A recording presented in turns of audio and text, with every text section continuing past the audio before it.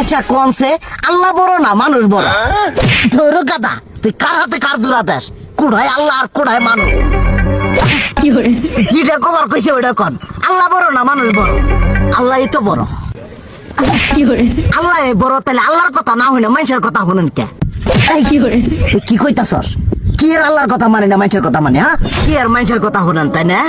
আমনে যে ওই দিনকে ডায়াবেটিসের রোগ নিয়ে যে হাসপাতালে গেলেন, ডাক্তার আপনারা কত কিছু খাবার না করলো, সব কিছু না খাই এখন চলতেছেন।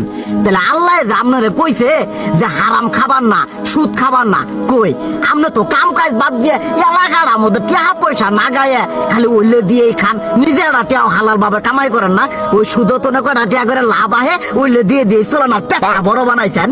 শুনেন একটা কথা কই, হারামের কোনোদিন আরাম নাই।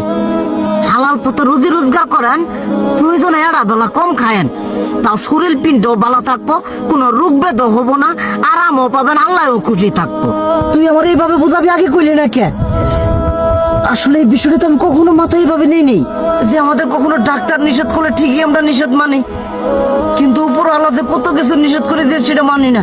আর এই যে হারাম পথে টিয়া পয়সা কামাই করতেছেন, শরীরের মধ্যে দুনিয়া রোগ ব্যাত হয়েছে, দেখা যাইতেছে যা টিয়া হারাম পথে কামাই করতেছেন তার তো বেশি টিয়া মনে করেন জ্বলেই যাইতেছে গা বেশি।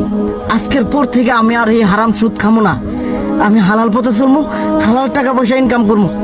এতে করে যদি একবেলা কমও খাইতে হয় তবুও খামো, তবু আমি আর এই হারাম পথে চলবো না। আচ্ছা ঠিক আছে।